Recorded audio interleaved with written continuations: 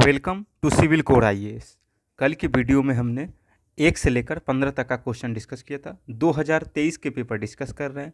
हमारा टारगेट था प्रतिदिन 15 क्वेश्चन डिस्कस करने का, ताकि एक वीक में 1 ईयर कंप्लीट हो जाए। तो आज हम 16 से लेकर 30 तक का क्वेश्चन डिस्कस करते हैं। अब let's move on the topic. Question 16 number क्या कह रहा है? निम्नलिखित कथनों पर विचार कीजिए। कुछ छत्रकों मशरूमों में औषधीय गुण होते हैं। कुछ छत्रकों में मानव प्रभावी साइकोएक्टिव गुण होते हैं। कुछ छत्रकों यानी मशरूमों में कीटनाशु गुण होते हैं। और चौथा नंबर ऑप्शन है, कुछ छत्रकों में जैव संदीप्तिशील बायोल्यूमिनिसेंट गुण होते हैं। ठीक है, अब इसकी एक एक मीनिंग समझते हैं क्या है। ठीक है, अब ये कह रहा है हमें यह ध्यान देने योग्य है इस क्वेश्चन में कि ऑप्शन देखिए, ऑप्शन क्या कह रहा है? कुछ, दूसरे में भी कुछ, तीसरे में भी कुछ, चौथे में भी कुछ। यानी दुनिया में कहीं ना कहीं ऐसा मशरूम अवश्य पाया जाता होगा जिसमें कुछ मशरूमों में औषधीय गुण अवश्य पाए जाते होंगे, कुछ मशरूमों में मानव प्रभावी यानी साइको एक्टिव गुण अवश्य पाए जाते होंगे, कुछ में कीटनाशु गुण अवश्य पाए जाते होंगे, फिर कुछ में जैव संदप्तिशील यानी बायोल्यूमिनेसेंट गुण अवश्य पाए जाते होंगे। अब इसको देखते हैं क्या है। मशरूम जो है कवक जगत से संबंधित है। ठीक है, जीवाणुरोधी, प्रतिरक्षा प्रणाली बढ़ाने और कोलेस्ट्रॉल कम करने वाले एजेंटों के रूप में कार्य करते हैं मशरूम। इसके अतिरिक्त वे बायोएक्टिव यौगिकों के महत्वपूर्ण स्रोत है वो। ठीक है, अब देखते हैं टर्फीटेल एक ऐसा मशरूम है जो मृत लकड़ियों पर उगता है, जो दुनिया भर में उगता है। ठीक है, यह फेफड़ों की बीमारियों के इलाज के लिए पारंपरिक चीनी चिकित्सा में उपयोग किया जाता है। कथन एक सही है कि औषधि के लिए उपयोग किया जाता है। ठीक है, दूसरा है साइकेडेलिक मशरूम। नाम याद करने की ज़रूरत नहीं है, बस एग्जाम्पल के तौर पे डिस्कस इसीलिए कर रहे हैं ताकि पता चले कि दुनिया में कोई ना कोई ऐसा मशरूम है जिसके अलग अलग गुण होते हैं, जो जंगली या खेती वाले मशरूम होते हैं साइकेडेलिक, जो साइको एक्टिव और मतिभ्रम यौगिक है। ठीक है, फिर उसके बाद है सीप मशरूम, जो प्लूरोमोटिलीन यौगिक होता है, जो कीड़ों के लिए विषैला होता है। तो हमारा सी ऑप्शन क्या था कि कीटनाशी गुण होते हैं, तो पाया जाता है उसमें। फोर्थ ऑप्शन है, एक मशरूम का नाम है जैक और लालटेन मशरूम, जो ल्यूसिफरिन यौगिक होता है, ऑक्सीजन के साथ प्रतिक्रिया करने पर प्रकाश उत्सर्जित करता है। यानी जैव संदीप्तिशील का मतलब होता है, बायोल्यूमिनेसेंट का मतलब थोड़ा लाइट, जैसे एक जुगनू है। जुगनू क्या होता है? वो भी तो प्रकाश उत्सर्जित करता है। तो वैसे पौधे जो थोड़ी अपने आप में लाइट प्रदर्शित करते हैं उसे बायोल्यूमिनेसेंट कहते हैं, जैव संदीप्तिशील कहते हैं। ये टर्मिनोलॉजी ध्यान रखने के लिए है। ठीक है, अब ये है कि इस टाइप के कथन में हमने कल वाले क्वेश्चन में डिस्कस किया था कि कुछ हो, सीधा हो, केवल हो, तो इन सभी क्वेश्चन में थोड़ी ट्रिक लगाया जाता है। जैसे कुछ में तो ये प्रायः सही होते हैं, हमेशा नहीं पर ये सही होते हैं। ठीक है, तो हमारा इसमें से ऑप्शन हो जाएगा सभी चार। अब इसकी इमेज देखते हैं मशरूम का। मशरूम कैसा होता है? तो ये देखिए, मशरूम जो पौधे पे भी है, ज़मीन में भी उगते हैं, कवक से संबंधित होती है, कवक प्रजाति से। ठीक, नेक्स्ट क्वेश्चन देखते हैं। 17 नंबर क्वेश्चन, भारतीय गिलहरी, इंडियन गिलहरी के बारे में पूछ रहा है, इंडियन स्क्वायरल के बारे में। निम्नलिखित कथनों पर विचार कीजिए। पहला, वे भूमि में बिल बनाकर अपने नीड़ का निर्माण करती है। ठीक, अब नीड़ मतलब होता है नेस्ट या आवास यानी घोंसला। तो कह रहा है क्या भारतीय गिलहरी भूमि में बिल बनाकर घोंसले का निर्माण करती है? दूसरा है, वे अपने भोज्य पदार्थों जैसे कि दृढ़ फलों, नट और बीजों को भूमि के अंदर जमा करती है। तीसरा ऑप्शन है, वे सर्वभक्षी होती है। तो देखते हैं। अब ये बिल्कुल सही हो सकता है, क्यों? क्योंकि बिकॉज गिलहरी के अनेक प्रकारों में से कोई ना कोई ऐसा पॉसिबल तो है ही कि सर्वभक्षी होता होगा। कोई कीट पतंग कुछ भी छोटी मोटी कीट खा लेता होगा। ठीक, अब देखते हैं सामान्य प्रजातियां भारतीय गिलहरी में। सबसे प्रसिद्ध भारतीय तार गिलहरी, जिसे फुनम्बुलस पाल्मारम कहते हैं, जो हमारे छोटे आकार, शरीर की लंबाई 15 से 25 सेंटीमीटर, पीठ पर 3 विशिष्ट धारियों के कारण पहचानी जाती है। जो हम बचपन में कहानी सुने होंगे कि जब लंका के लिए पुल बन रहा था रामायण में, तो राम जी के हाथ फेरने से वो 3 धारियाँ निर्मित हो गई थी। अब ये कथन सही है नहीं है, ये आप लोग खुद डिसाइड कीजिए, ये मिथक के तौर पे है। भोजन भंडार, भोजन की कमी के समय, विशेष रूप से ठंड के मौसम में, ध्यान देने योग्य बात है, ठंड के मौसम में मेवे और बीज जैसे खाद्य पदार्थों को जमीन में जमा रखते हैं, तैयारी के रूप में रखते हैं। ठीक है, कि बाई चांस अगर ज़्यादा ठंडा पड़ जाए, भोजन ना मिले तो स्टॉक में रहे। ठीक है, भंडारण करते हैं ये। दैनिक एवं सक्रिय, ये दिनचर होती है। फल, मेवे, बीज, कीड़े और पक्षियों के अंडे शामिल है उनके आहार में। ठीक, वो भोजन यानी वो सर्वाहारी होते हैं। सही है, सर्वाहारी आहार करते हैं। अब वृक्ष निवास, वृक्षीय, भारतीय गिलहरियाँ आमतौर पर जमीन में बिल नहीं बनाती, इनके बजाय वे पेड़ों पे रहती है। वे अपना घोंसला जमीन के नीचे नहीं बनाती बल्कि पेड़ की शाखा में बनाती है। तो हमारा ऑप्शन क्या है ये गलत हो गया, क्योंकि वो भूमि में बिल बनाकर नहीं रहती बल्कि पेड़ों में बनाती है, शाखा में बनाती है। ये सही है, क्योंकि ठंडी के दिनों में वह अपना भोज्य पदार्थ बिलों में जमा करती है भूमि के अंदर।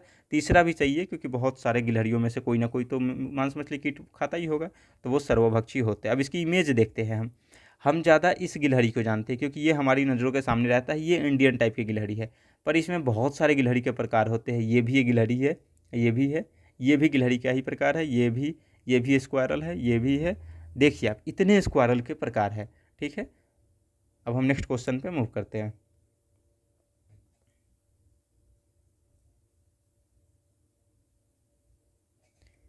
निम्नलिखित कथनों पर विचार कीजिए। पहला, कुछ सूक्ष्मजीव जल के क्वथनांक के ऊपर तापमान वाले वातावरण में रहते हैं। वही पीछे वाले कुछ कुछ कुछ।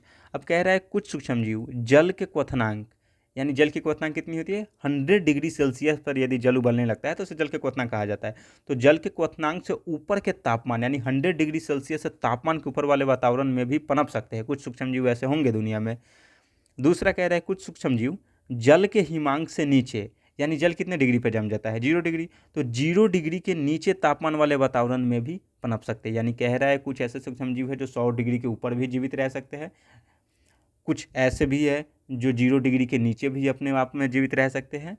और तीसरा कह रहा है कुछ सूक्ष्मजीव 3 से कम पीएच मान वाले अत्यंत अम्लीय वातावरण में पनप सकते हैं। हम जानते हैं कि उदासीन यानी न्यूट्रल पीएच मान 7 होता है, 7 से कम में अम्लीय होता है, 7 से ज़्यादा में क्षारीय होता है। क्षारीय का मैक्सिमम 14 तक होता है और अम्लीय का तो नीचे तक होता ही है। ठीक, तो अब देखते हैं क्या कह रहा है। कुछ सूक्ष्मजीव का हम एग्जाम्पल ढूंढ लेते हैं। थर्मोफिल्साइन, ये चरम तापमानों पर बढ़ने वाले उपापचय प्रक्रियाओं को पूरा करने और प्रजनन करने में सक्षम है। यानी थर्मोफिल्सन एक ऐसी सूक्ष्मजीव होती है जो 100 डिग्री सेल्सियस के ऊपर भी जीवित रह सकती है, अपना प्रजनन कर सकती है। एक थर्मोफिल पायरोलोबस फ्यूमरी जो 113 डिग्री सेल्सियस यानी दो से लेकर या 235 डिग्री फ़ारेनहाइट के तापमान पर पाया गया है।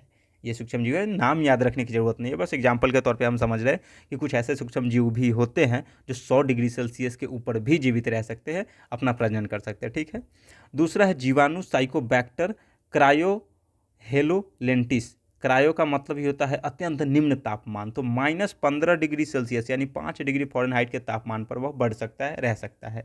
क्रायो का मतलब होता है निम्न ताप पर। अब एसिडोफिल्स जो अत्यधिक अम्लीय वातावरण में इष्टतम वृद्धि दिखाते हैं, ये 2 प्रकार के होते हैं। जैसे एक होता है चरम एसिडोफिल्स, पीएच मान 3 वाले, 3 से ज़्यादा वाले वातावरण में रहते हैं, 3 से कम वाले में सॉरी। और एक होता है मध्य एसिडोफिल्स जो 3 से 5 के बीच वाले पीएच मान में रहते हैं। ठीक है, तो यहाँ कुछ लगा हुआ है, तो अगर आपको ये ऑप्शन, वैसे भी ये आप इतना डिटेल्ड पढ़ करके कोई नहीं जाता है, आप भी नहीं जाओगे, तो इसमें आप तीनों सही कर सकते थे क्योंकि कुछ लगा हुआ है। दुनिया में कुछ ना कुछ ऐसे सूक्ष्मजीव होंगे जो हर जगह अप्लाई होते हैं। ठीक, अब देखते हैं 19 नंबर क्वेश्चन कह रहा है निम्नलिखित में से कौन किसी वृक्ष या लकड़ी के लट्ठे में बने छिद्र में से कीटों को खुरचने के लिए लकड़ी का औजार बनाता है। यानी कह रहा है किसी वृक्ष या लकड़ी के लट्ठे में बने छिद्र में से कीटों को जो है खुरचने के लिए लकड़ी का औजार बनाता है। मत्स्य मार्जर यानी फिशिंग कैट, ऑरेंगटाउन, ऊदबिलाव, स्लॉथ बियर। ठीक, अब हम देखते हैं इसके एक एक ऑप्शन की एनालिसिस करते हैं कि क्या है मत्स्य मार्जन, फिशिंग कैट क्या है, ऑरेंगटाउन क्या है, ऊदबिलाव क्या है, स्लॉथ बियर क्या है, उसकी इमेज के साथ हम डिस्कस करेंगे। ये रहा हमारा ऑरेंगटाउन, आंसर होगा ऑरेंगटाउन बी, ये गोरिल्ला जैसा दिखता है। ठीक, ऑरेंगटाउन इंडोनेशिया और मलेशिया के वर्षा वनों की मूल निवासी है, वानर है ये। ठीक, ठीक है, केवल बोर्नियो और सुमात्रा के कुछ हिस्सों में पाए गए हैं। बोर्नियो और सुमात्रा इंडोनेशिया के 2 प्रमुख द्वीप है। ठीक, आयुसियन बोर्नियन ऑरेंगटाउन लुप्तप्राय है, बोर्नियन ऑरेंगटाउन जो है लुप्तप्राय में है। सुमात्रन गंभीर रूप से संकटग्रस्त है। ये आप इमेज से ध्यान रखिए कि कैसे होते हैं ऑरेंगटाउन जो लकड़ी के औजार से खुरचते हैं। ठीक है, क्या कह रहा है किसी वृक्ष या लकड़ी के लट्ठे में बने छिद्र में से कीटों को निकालने के लिए लकड़ी के औजार का उपयोग करते हैं ताकि खुरुच खुरुच के उसके अंदर से कीट निकालते हैं। ठीक, अब ये देखिए दूसरा है मत्स्य मार्जन फिशिंग कैट। ये देखिए ये फिशिंग कैट कैसा है, ये बड़ा और वो बाघ जैसा है, ये अलग से निशाचर होता है ये। ठीक, एक हमने कल भी पढ़ा था क्वेश्चन कि मालाबार सीवेट भी निशाचर होता है जो रात में सक्रिय होता है। तो आपका कल वाले क्वेश्चन में आया था कि कौन सी निशाचर प्राणी है रात में निकलते हैं, तो मालाबार सीवेट था, उसमें वो लायन टेल्ड मॉकॉक दिया था, फिर सांभर हिरन दिया था जो कि उसमें मालाबार सीवेट था। एक निशाचर में आप ध्यान रखिए फिशिंग कैट हो गया यानी मत्स्य मार्जर।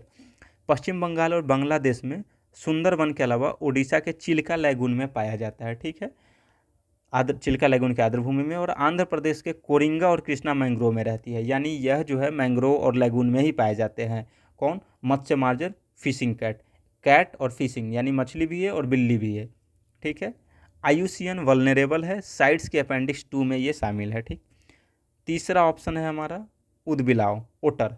ये देखिए उदबिलाव कैसा होता है। ये उदबिलाव लुट्रिनाई उप प्रजाति यानी मांसाहारी स्तनधारी है ये उदबिलाव, ठीक। 13 मौजूदा उदबिलाव प्रजातियां सभी अर्धजलीय, जलीय या समुद्री है, जिनका आहार मछली और अकशेरुकीय पर आधारित है, ठीक। ये अर्धजलीय भी होती है यानी कभी कभी बाहर भी रहते हैं, कम पानी में भी रहते हैं, जल में भी रहते हैं, ठीक है, समुद्र में भी रहते हैं। स्मूथ कोटेड ओतर होता है, ठीक है। पर्यावास जो है पूरे भारत में हिमालय से लेकर दक्षिण तक फैले हुए हैं ये, ठीक। अब देखते हैं सुरक्षा स्थिति। आईयूसीएन रेड लिस्ट कमज़ोर है, वो उतना इंपॉर्टेंट नहीं है, बस आप इमेज ध्यान रखें कि उदबिलाव कैसा होता है, ठीक। अब स्लॉथ बियर, ये भालू देखिए, ठीक, भारतीय उपमहाद्वीप के लिए स्थानिक है, ये ध्यान देने योग्य है। स्लॉथ बियर भारतीय उपमहाद्वीप के लिए स्थानिक है, यानी भारत में ही नहीं, भारतीय उपमहाद्वीप भारत के आसपास के देशों में भी, जैसे ये था, ये भी मूल निवासी है कहाँ? इंडोनेशिया और मलेशिया का ओरेंगटाउन, ठीक। 90% आबादी भारत एवं नेपाल और श्रीलंका में छोटी आबादी में पाई जाती है, जैसे कहा ना भारतीय उपमहाद्वीप का केवल भारत नहीं, भारत के आसपास के देश भी है, ठीक। नम और शुष्क उष्णकटिबंधीय जंगलों, सवाना, स्क्रबलैंड्स और घास के मैदानों सहित इनका निवास एक विस्तृत श्रृंखला में होता है। यह बांग्लादेश में क्षेत्रीय रूप से विलुप्त हो चुके हैं, ये ध्यान देने पॉइंट है कि भारतीय उपमहाद्वीप में किस देश में क्षेत्रीय रूप से विलुप्त हो चुके हैं, तो बांग्लादेश में। स्लॉथ बियर जम्मू और कश्मीर और पूर्वोत्तर राज्यों को छोड़कर देश के सभी हिस्सों में पाया जाता है, यानी भारत में जम्मू कश्मीर और पूर्वोत्तर राज्यों को छोड़ दे तो सभी हिस्सों में पाया जाता है। इसकी फीचर्स क्या है? ये भी निशाचर होते हैं, यानी स्लॉथ बियर भी निशाचर होते हैं। तो पहला हमने कल पढ़ा था कि मालाबार सिवेट निशाचर होते हैं, फिर अभी जस्ट ऊपर पढ़ा फिशिंग कैट निशाचर होते हैं, फिर ये भी स्लॉथ बियर जो है ये भी निशाचर होते हैं, ठीक। यह अनुसूची 1 में है, यानी वन्य जीव संरक्षण अधिनियम 1972 के अनुसूची 1 में सूचीबद्ध है ये, ठीक। नेक्स्ट क्वेश्चन पे आते हैं। तो हमारा इसमें ऑप्शन क्या रहेगा? ऑप्शन बी ओरेंगटाउन सही है, जो लकड़ी के औजार से पेड़ के अंदर कीड़ों को खुरचने के लिए इस्तेमाल करता है वो। निम्नलिखित पर विचार कीजिए।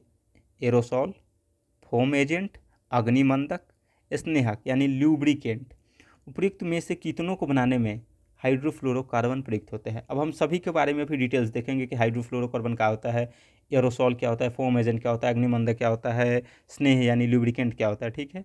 पहले इमेज देख लीजिए ये है एरोसोल, ठीक है, ऐसे होती है।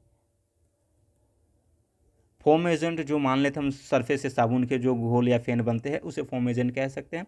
अग्निमंदक होते हैं आग को बुझाने के लिए, और ल्यूब्रिकेंट जो स्नेहक जो होते हैं वो दो पृष्ठों के बीच घर्षण कम करने के लिए होता है, फ्रिक्शन कम करने के लिए, ठीक। अब देखते हैं क्या है। हाइड्रोकार्बन की हम देखते हैं, हाइड्रोफ्लोरोकार्बन HFC ऐसे कृत्रिम सिंथेटिक रासायनिक यौगिक है जिनमें हाइड्रोजन, फ्लोरीन और कार्बन होते हैं। हाइड्रोजन, फ्लोरीन और कार्बन पाए जाते हैं। इन्हें मुख्य रूप से शीतलक, रेफ्रिजेंट, एरोसॉल, फोम एजेंट, अग्नि निरोधक आदि के रूप में उपयोग किया जाता है। तो ये कह रहा है उपयुक्त में से कितनों को बनाने में, यानी इन सभी में से कितनों को बनाने में हाइड्रोफ्लोरोकार्बन यानी HFC का उपयोग किया जाता है। तो देखिए अब हम पहले आंसर बता देते हैं इसका। एरोसॉल को बनाने में हाइड्रोफ्लोरोकार्बन का उपयोग किया जाता है, फोम एजेंट को बनाने में, अग्निमंदक को बनाने में इसमें नहीं यूज किया जा सकता है क्योंकि ये एक फ्रिक्शन को कम करने वाला पदार्थ है, ठीक। हाइड्रोफ्लोरोकार्बन की देखते हैं बैकग्राउंड क्या है। HFC का उपयोग जो है CFC और HCFC यानी क्लोरोफ्लोरोकार्बन और हाइड्रोक्लोरोफ्लोरोकार्बन के विकल्प के रूप में उपयोग किया गया था, ठीक है। क्योंकि CFC और HFC जो है ओजोन परत को नष्ट करते हैं, जबकि HFC जो है ओजोन परत को नष्ट नहीं करते हैं। लेकिन बाद में पाया गया कि HFC भले ही ओजोन परत को नुकसान नहीं पहुंचाते हैं, लेकिन ग्रीन हाउस गैस के रूप में वैश्विक तापमान यानी ग्लोबल वार्मिंग में वृद्धि करते हैं, ठीक। इसका उपयोग क्षेत्र तो हमें पता है कि रेफ्रिजरेटर व एयर कंडीशनिंग में, एरोसोल स्प्रे में, फोम निर्माण में, अग्निशमन यंत्र में, वाहन के एयर कंडीशनिंग में। अब इसके देखते हैं कि इसका पर्यावरणीय प्रभाव क्या है और कैसे कैसे ये होता है, ठीक। पर्यावरणीय प्रभाव देखते हैं। ग्लोबल वार्मिंग, एचएफसी का ग्लोबल वार्मिंग पोटेंशियल बहुत अधिक है। कभी कभी CO2 से 1000 से 12,000 गुना ज़्यादा हो जाता है। नो ओजोन डिप्लेशन, यानी ओजोन को तो नुकसान नहीं पहुंचाता है क्योंकि इसमें क्लोरीन नहीं होता है, बट ये ग्लोबल वार्मिंग के लिए नुकसानदायक है। ठीक, शॉर्ट एटमॉस्फेरिक लाइफ होता है, इसका लाइफ जो है 1529 साल, यानी ये अल्पकालिक होता है। ठीक, अब देखते हैं HFC का अपनाया जाना। कब HFC अपनाया गया है CFC और HCFC के बदले में? तो उससे पहले हम ये देखते हैं मॉन्ट्रियल प्रोटोकॉल के बारे में जानते हैं। आप सभी इन्वायरमेंट में जरूर पढ़े होंगे कि मॉन्ट्रियल प्रोटोकॉल 1987 में हुआ था कनाडा में। उद्देश्य ओजोन परत को बचाने के लिए ओजोन नाशक गैसों को नियंत्रित करना, क्योंकि ओजोन नाशक गैस कौन से थे? CFC क्लोरोफ्लोरोकार्बन और HCFC हाइड्रोक्लोरोफ्लोरोकार्बन। तो उसे कम करने के लिए, उसके विकल्प में दूसरा गैस यूज करने के लिए, ओजोन परत को बचाने के लिए मॉन्ट्रियल प्रोटोकॉल लाया गया था। 1979 में हुआ था। इसका प्रशासनिक संघ था UNEP, united nation environment programme, यानी संयुक्त राष्ट्र पर्यावरणीय कार्यक्रम।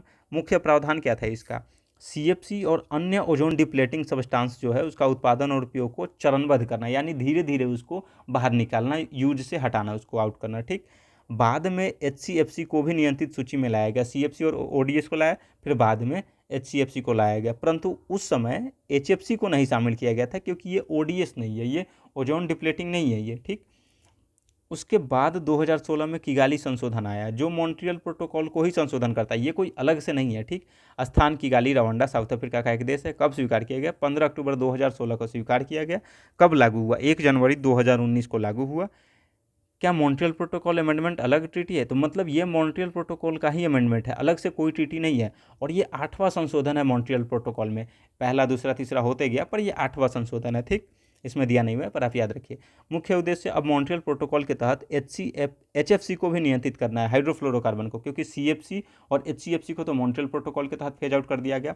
किगाली संशोधन के तहत HFC यानी हाइड्रोफ्लोरोकार्बन को फेज डाउन किया जा रहा है। क्यों? क्योंकि ये GHG है, भले ओजोन परत को नुकसान नहीं पहुंचा रहा है, पर ग्रीन हाउस गैस तो है ही, क्योंकि क्लाइमेट चेंज से भी जुड़ा हुआ है, ग्लोबल वार्मिंग कर रहा है।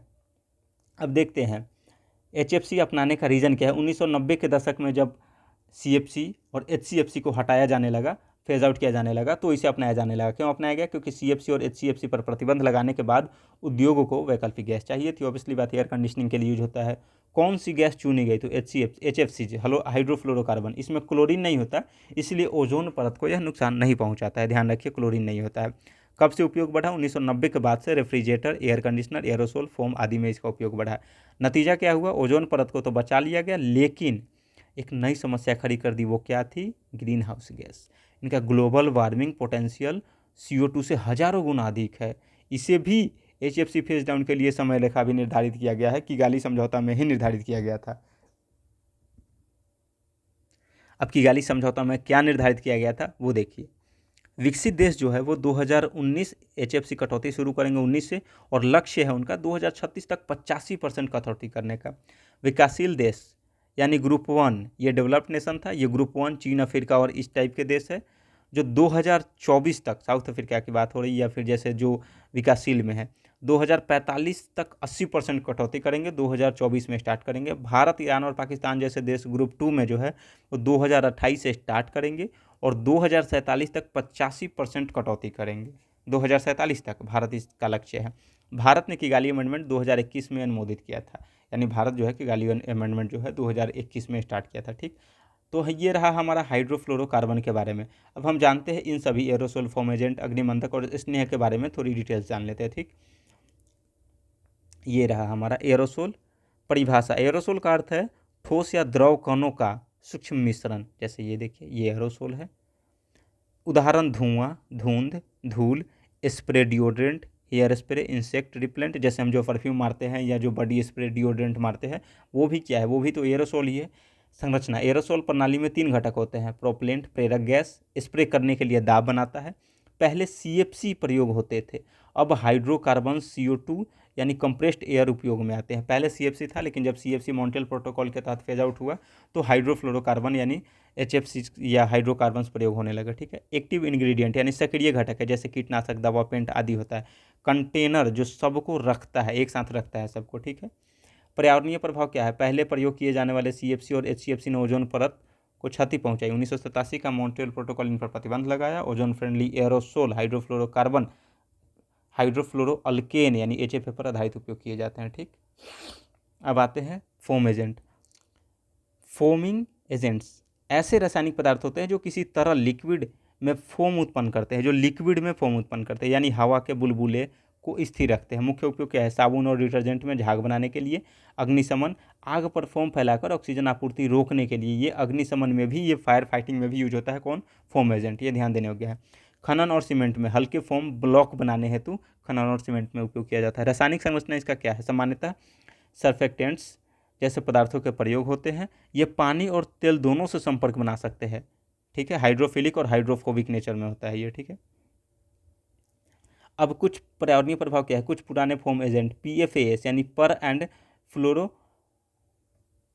फ्लोरो अल्कलाइन सब्सटेंसेज होता है। परसिस्टेंस प्लूटेंट्स होता है। ये मिट्टी व जल में लंबे समय तक बने रहते हैं। अब इनका उपयोग कम किया जा रहा है। ठीक है, अब हम आगे देखते हैं कौन है हमारा फायर रिटेडेंट, अग्निमंदक। परिभाषा: वे रासायनिक पदार्थ है जो आग लगने की गति को धीमा करते हैं या आग फैलने से रोकते हैं। अग्निमंदक। ठीक है, इनका उपयोग फायर फाइटिंग, कपड़ों, इमारतों, इलेक्ट्रॉनिक्स आदि में किया जाता है। प्रकार क्या है? ड्राई केमिकल्स, फोम, जैसे ड्राई हो गया, ऊपर देखे फोम हो गया। Wild fire retardants. ठीक है, अब देखते हैं ल्यूब्रिकेंट, स्नेहक। स्नेहक ऐसे पदार्थ है जो दो सतहों के बीच घर्षण को कम करते हैं, साथ ही घिसावट और ऊष्मा को घटाते हैं। ऑब्वियसली बात है, जब घर्षण कम होगा तो घिसावट कम होगी, हीटिंग कम होगा, ऊष्मा कम होगा। लिक्विड तरल स्नेहक जैसे मिनरल ऑयल हो गया, सिंथेटिक ऑयल हो गया, इंजन और मशीनरी में उपयोग होता है। ठोस सॉलिड में जैसे ग्रेफाइट, फिर मोलिब्डेनम, डिसल्फाइड में होता है, उच्च ताप वाले भाग। फिर जैविक स्नेहक यानी बायोल्यूब्रिकेंट्स, वनस्पति तेल आधारित पर्यावरण अनुकूल विकल्प है ये जैविक स्नेहक बायोल्यूब्रिकेंट्स है। ठीक है, अब हम देखते हैं नेक्स्ट क्वेश्चन पे आते हैं। तो हमारा इसमें एरोसोल समझ गए, फोम एजेंट समझ गए, अग्निमंदक समझ गए, ल्यूब्रिकेंट समझ गए और हाइड्रोफ्लोरोकार्बन समझ गए। सबसे ज़्यादा जरूरी है आप हाइड्रोफ्लोरोकार्बन को ध्यान में रखें, इसके बारे में पूरी डिटेल्स जान लें। ठीक, जब यह PYQ डिस्कस कर रहे हैं तो आप भी अपने सामने 2023 के ऑफिशियल पेपर PYQ रखें और क्वेश्चन के सामने यदि टाइम देना हो तो वीडियो पॉज करें और उसके सामने उसकी कुछ कुछ टू द पॉइंट लिखते चले, ताकि जब अगली बार रिवीजन करें तो आपको तुरंत रिकॉल होते चला जाए, फिर दोबारा इतनी डिटेल्स देखने की नीड ना पड़े। वैसे वीडियो यूट्यूब पे है, आप जब चाहे देख सकते हैं। ठीक, अब हमारा क्वेश्चन है 21 नंबर। निम्नलिखित कथनों पर विचार कीजिए। स्टेटमेंट 1, आधारिक संरचना निवेश न्यासों इन्विट्स इंफ्रास्ट्रक्चर इन्वेस्टमेंट ट्रस्ट में जमा से हुई ब्याज की आय, यानी इन्विट्स में जमा से हुई ब्याज की आय जो है उनके निवेशकों में वितरित की जाती है, तो कर से छूट प्राप्त है, किंतु लाभांश कर योग्य है। जो आय दिया गया उसमें कर लगता है, पर जो लाभांश है, जो डिविडेंड है, वह कर उससे छूट प्राप्त है, यानी उसमें कर नहीं लगाया जाता है। ठीक है, दूसरा कथन कह रहा है वित्तीय परिसंपत्तियों का प्रतिभूतिकरण और पुनर्गठन तथा प्रतिभूति हित का प्रवर्तन अधिनियम 2002, इसे सरफेसी एक्ट कहते हैं। ये हिंदी में इतनी डिटेल्स में दिया हुआ है। इसके अधीन जो है इन्विट्स को ऋणी के रूप में मान्यता प्राप्त है, यानी इन्विट्स जो है वो ऋणी के रूप में मान्यता प्राप्त है। अब इस ऑप्शन का डिटेल एनालिसिस करेंगे। ये कॉन्सेप्चुअल क्वेश्चन है, इकोनॉमिक्स का क्वेश्चन है। ठीक, तो पहले हम इस ऑप्शन को देख लेते क्या कह रहा है अगेन, कि इन्विट्स में जमा डिपॉजिट, इन्विट्स में जो है जमा यानी डिपॉजिट से हुई ब्याज की आय जो है उनके निवेशकों में वितरित की जाती है, वह कर से छूट प्राप्त है। जबकि कह रहा है कि जो डिविडेंड दी जाती है, लाभांश दी जाती है, वह कर योग्य है।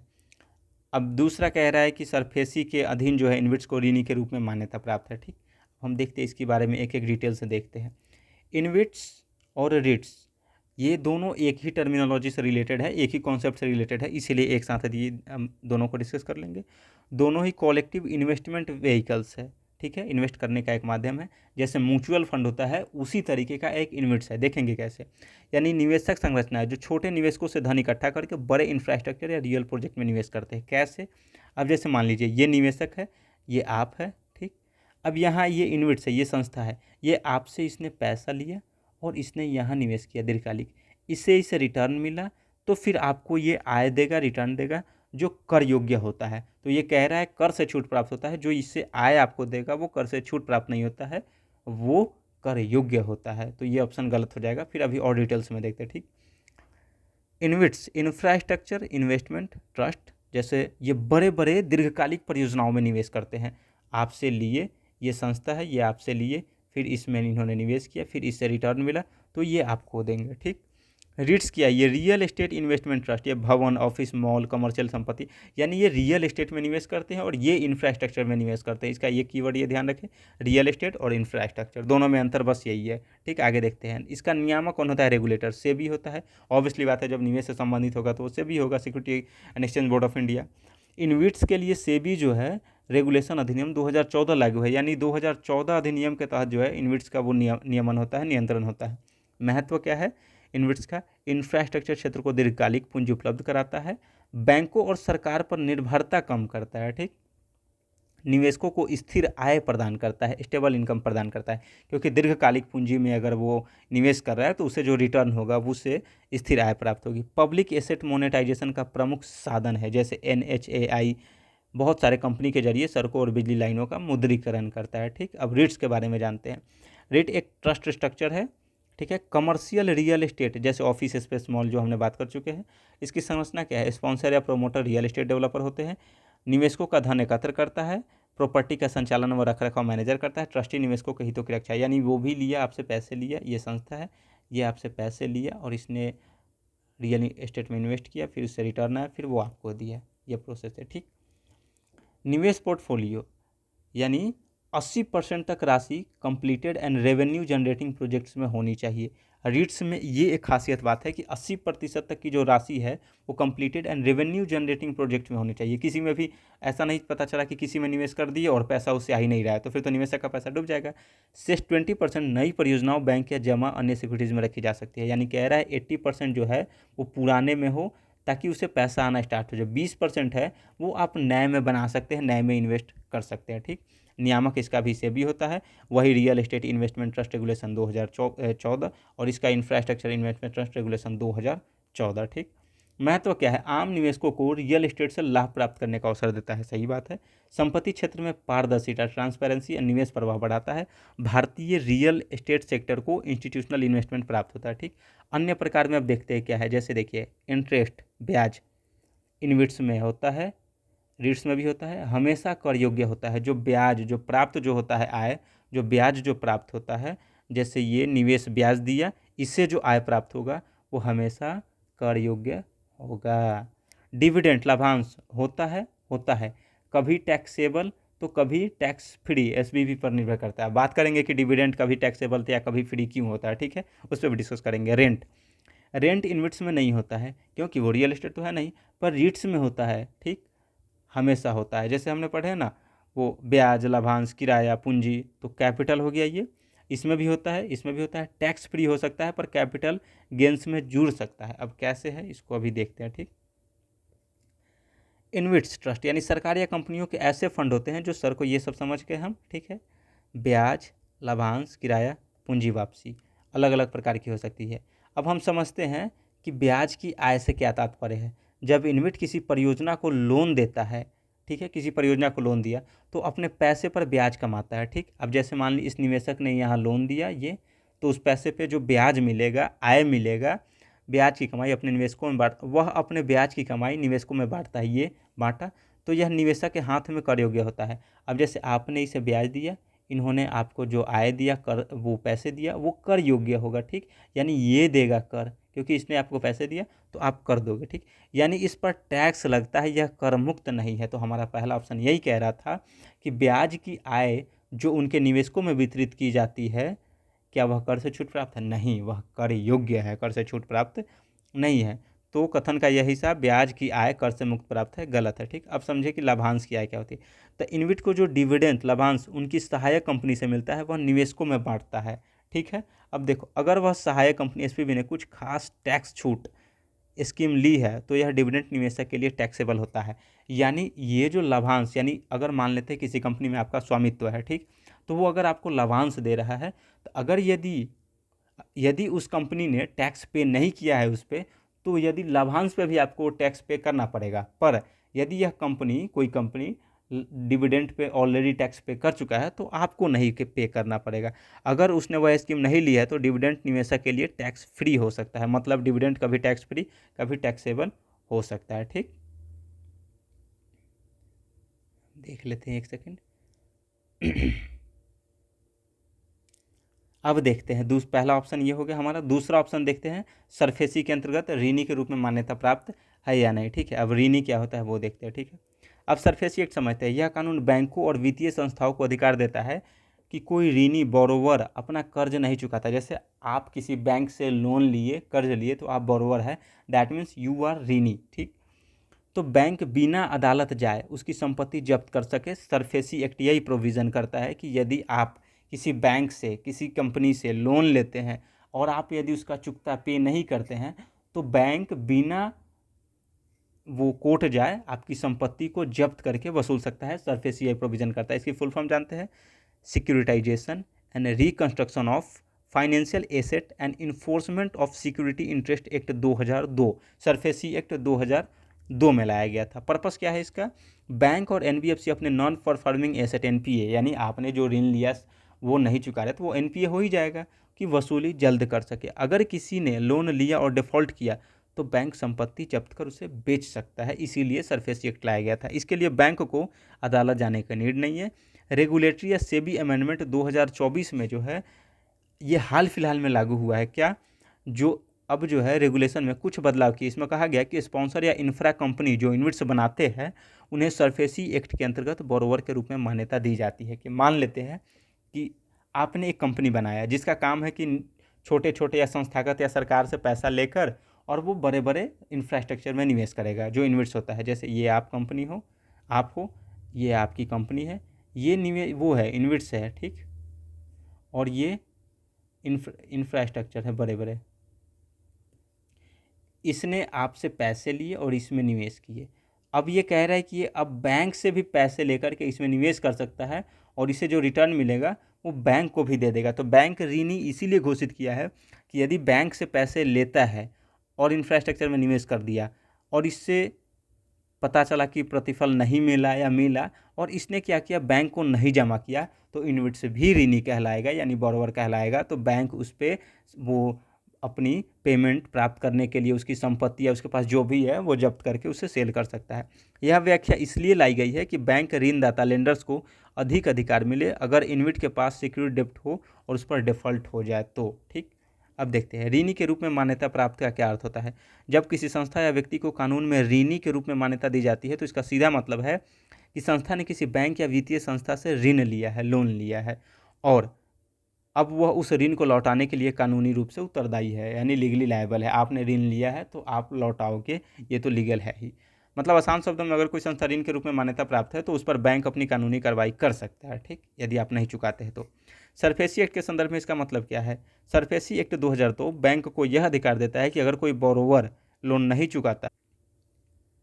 चुकाता है तो बैंक उसकी संपत्ति जब्त कर सकता है या बेच सकता है बिना अदालत जाए। ठीक है, इसलिए कहा जाता है कि इन्वेट्स को सरफेसी एक्ट के अंतर्गत ऋणी के रूप में मान्यता प्राप्त है। तो इसका मतलब है कि इन्वेट्स अगर किसी बैंक से पैसा अगर लेते हैं, अगर वे डिफ़ॉल्ट करते हैं तो सरफेसी एक्ट के तहत सीधी कानूनी वसूली या संपत्ति जब्त किया जा सकता है। ठीक है, पहले स्थिति क्या थी? पहले इन्वेट्स सिर्फ निवेश ट्रस्ट माने जाते थे, यानी पहले वे ऋणी नहीं माने जाते थे, बैंक से ऋण नहीं ले सकते थे। वे अपने प्रोजेक्ट में निवेशकों से पैसा जुटाते थे, सीधे बैंक से लोन नहीं लेते थे, इसलिए बोरोवर की श्रेणी में नहीं माने जाते थे। अब क्या बोरोवर माना जा रहा है? ऑब्वियसली बात है, हाँ माना जा रहा है, जो नया संशोधन हुआ है। तो हमारा क्या है ये पहला गलत हो गया, दूसरा ऋणी के रूप में मान्यता प्राप्त है, सही है। 2023 का टफेस्ट क्वेश्चन में से एक था। इसका एलिमिनेशन, इसमें प्रोसेस आसान है पर ये आपको प्रोविज़न मालूम होना चाहिए। बहुत सारे लोगों ने ये क्वेश्चन गलती कर दिया था क्योंकि उन्हें पहले पता था कि ऋणी के रूप में मान्यता प्राप्त नहीं है। तो इसका कथन 2 सही है किंतु कथन 1 गलत है, ऑप्शन डी। इस क्वेश्चन को ध्यान से देखें, इन्वेट्स और फिर वो सरफेसी के तहत। ठीक, नेक्स्ट क्वेश्चन पे आते हैं। निम्नलिखित कथनों पर विचार कीजिए। स्टेटमेंट 1 क्या कह रहा है? कोविड विश्वमारी यानी पैंडेमिक के बाद हाल के विगत काल में पूरे विश्व में अनेक केंद्रीय बैंकों ने ब्याज दरें बढ़ा दी। अब देखिए, कोविड महामारी के बाद हाल के विगत काल में, कोविड के बाद की बात कह रहा है कि अनेक सेंट्रल बैंक जो है ब्याज दरें बढ़ा दी है। अब क्यों बढ़ाई है, क्या बढ़ाया है या नहीं बढ़ाया है, इसे देखेंगे। ठीक, अब आप यहाँ एक ट्रिक लगा सकते हैं कि अनेक बैंक होगा तो कोई ना कोई तो बढ़ाया ही होगा, तो वैसे ट्रिक की बात बाद में करेंगे, पहले हम एनालिसिस करते हैं।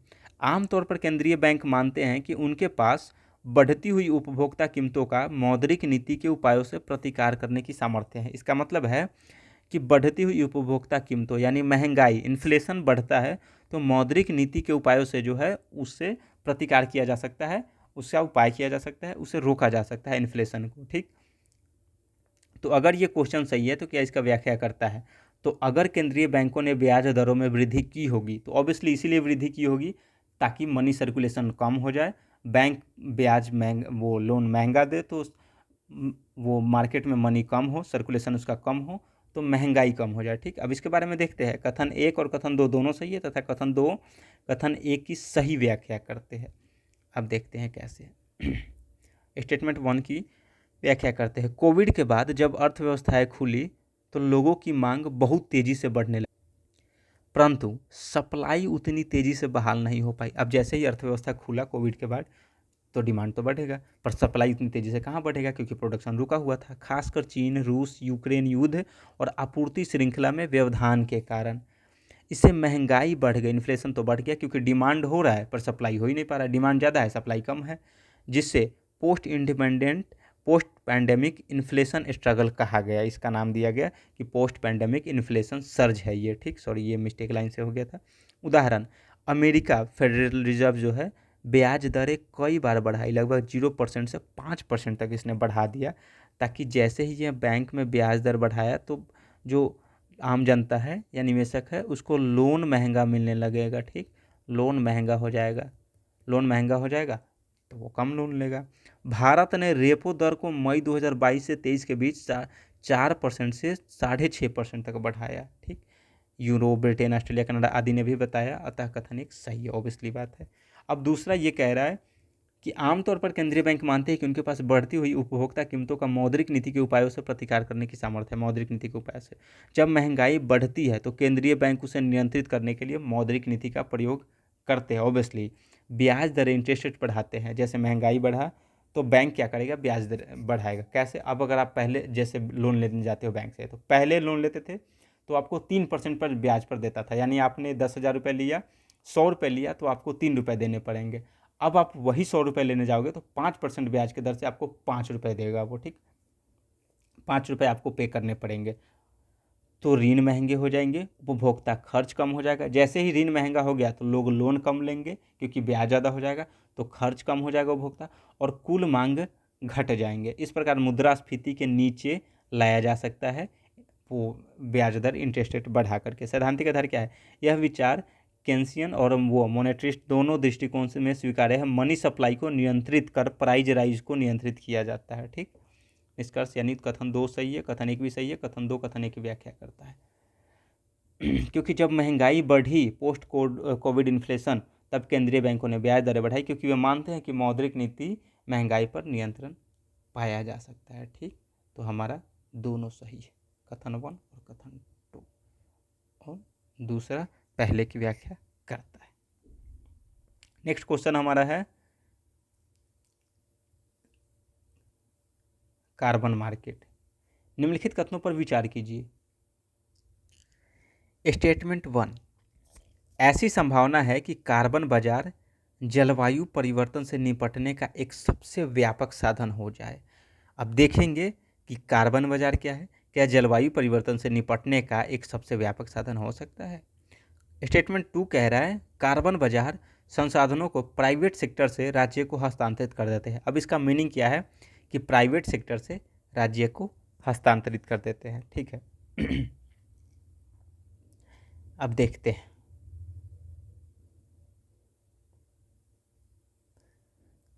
इसकी बेसिक कॉन्सेप्ट की बात करते हैं कि कार्बन बाजार क्या है।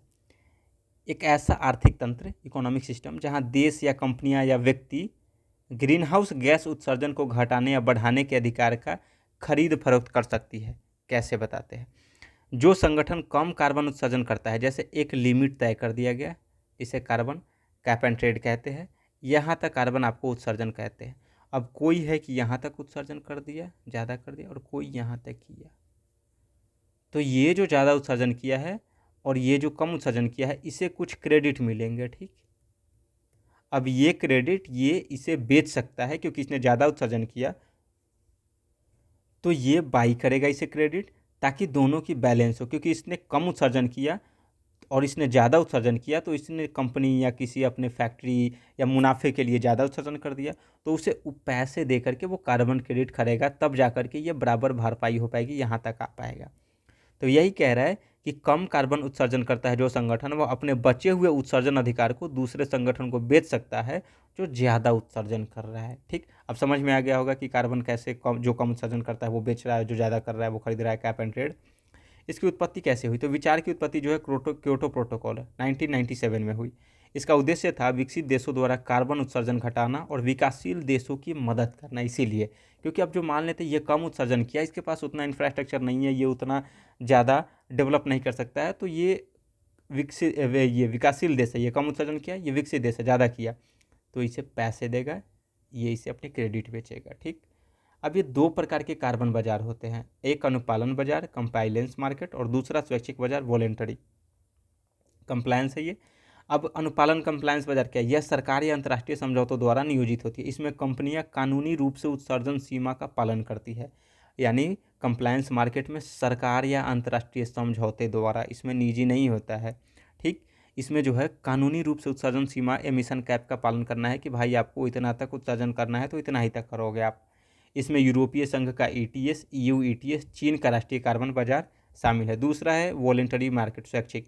इसमें कंपनियां या व्यक्ति स्वेच्छा से कार्बन क्रेडिट खरीदते हैं ताकि वे कार्बन न्यूट्रल बन सके। कोई कंपनी अपनी रेटिंग बढ़ाने के लिए भी या अपनी CSR कॉर्पोरेट सोशल रिस्पॉन्सिबिलिटी के लिए भी, नैतिक जिम्मेदारी के लिए भी करते हैं वो। वेरीफाइड कार्बन स्टैंडर्ड ये एक मार्केट है।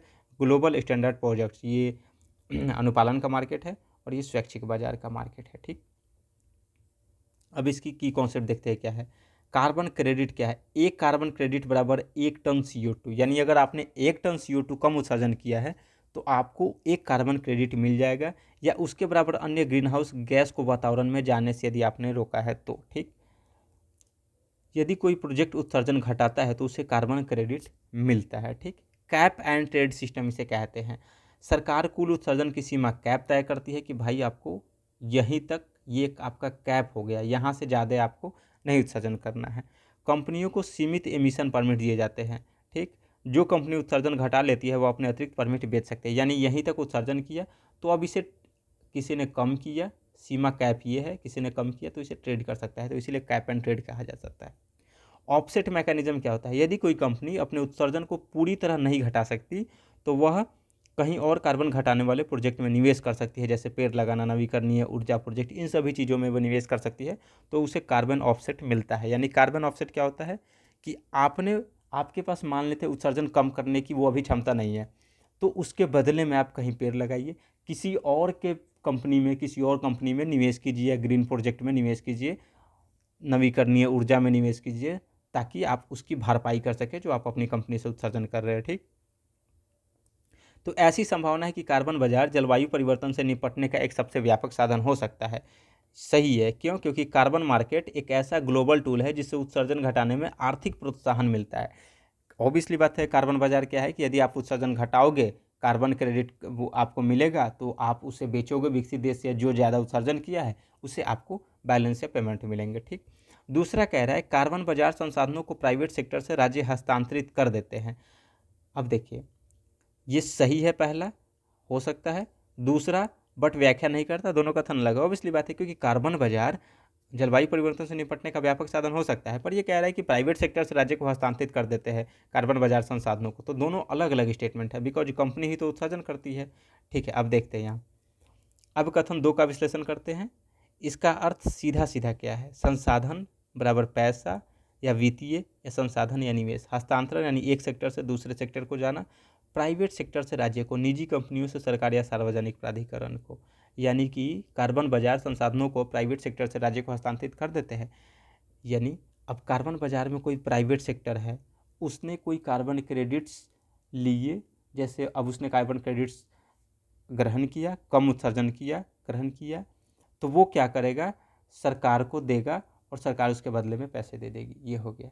या अपने देश के अंदर की बात कर रहा हूँ, या फिर उसने ज़्यादा उत्सर्जन किया तो उसने किसी और को पैसे दिया, किसी अन्य देश या किसी अन्य कंपनी को, उसने कार्बन क्रेडिट लिए और वो कार्बन क्रेडिट क्या करेगा? सरकार को हस्तांतरण कर देगा। तो इसलिए कह रहा है कि कार्बन बाजार संसाधनों को प्राइवेट सेक्टर से राज्य को हस्तांतरित कर देते हैं, तो हाँ, कर सकते हैं, ये सही है। कर देते हैं और कर सकते हैं, दोनों है, ये सही है।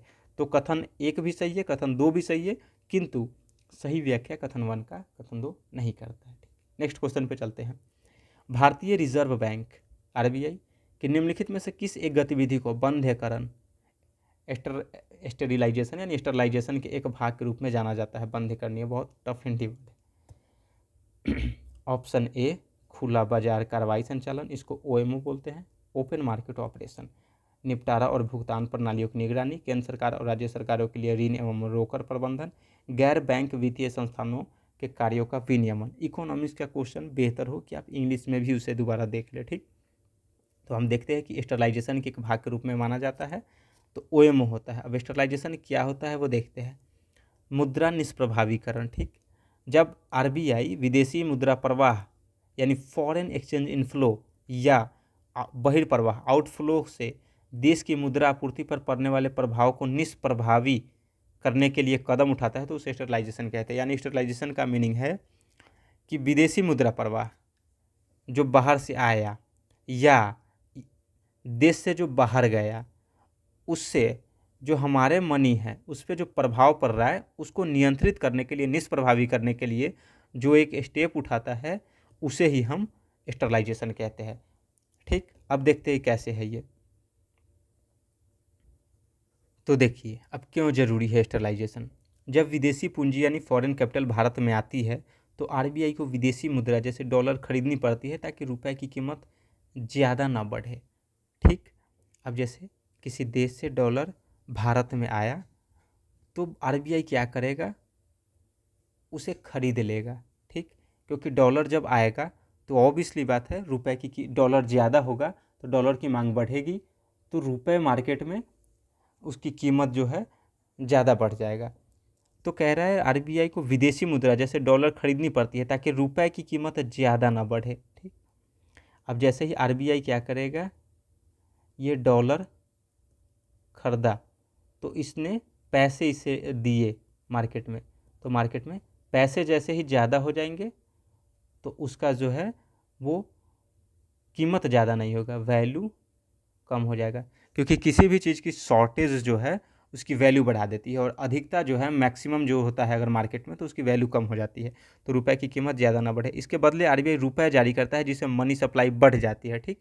क्योंकि मनी जब डॉलर खरीदेगा रुपए देगा तो ऑब्वियसली मनी सप्लाई बढ़ जाती है, इससे मुद्रास्फीति का खतरा होता है। इसीलिए आरबीआई बाद में स्टरलाइजेशन करता है यानी वह पैसा इस अधिकता को प्रणाली से वापस खींच लेता है। कैसे? अब जैसे मान लीजिए बाहर से डॉलर आया, ठीक, तो इसने क्या किया, आरबीआई ने क्या किया, वो डॉलर खरीद लिया और रुपए दे दिया। अब जैसे ही रुपए देगा तो रुपए ज़्यादा हो जाएगा तो इन्फ्लेशन बढ़ने के ज़्यादा हो सकता है। तो यह कैसे करता है? आरबीआई निम्न उपायों से स्टरलाइजेशन करता है। ओपन मार्केट ऑपरेशन यानी आरबीआई सरकारी प्रतिभूतियां बेचकर जो एक्स्ट्रा पैसा जो यहाँ था कि भाई आपने डॉलर खरीदा और पैसा मार्केट में दिया तो मार्केट में मनी ज़्यादा हो गया तो वो सरकारी प्रतिभूति बेच करके अतिरिक्त पैसा वापस खींच लेता है। एमएसएस स्कीम के माध्यम से, मार्केट स्टेबलाइजेशन स्कीम के माध्यम से विशेष बॉन्ड सरकार जारी करती है, आरबीआई की अतिरिक्त तरलता सोख लेती है, ठीक है। एक सीआरआर होता है, सीआरआर बढ़ाकर बैंकों की नगद तरलता अनुपात घटाई जाती है, ठीक। अब सीआरआर बढ़ाने का मतलब क्या है?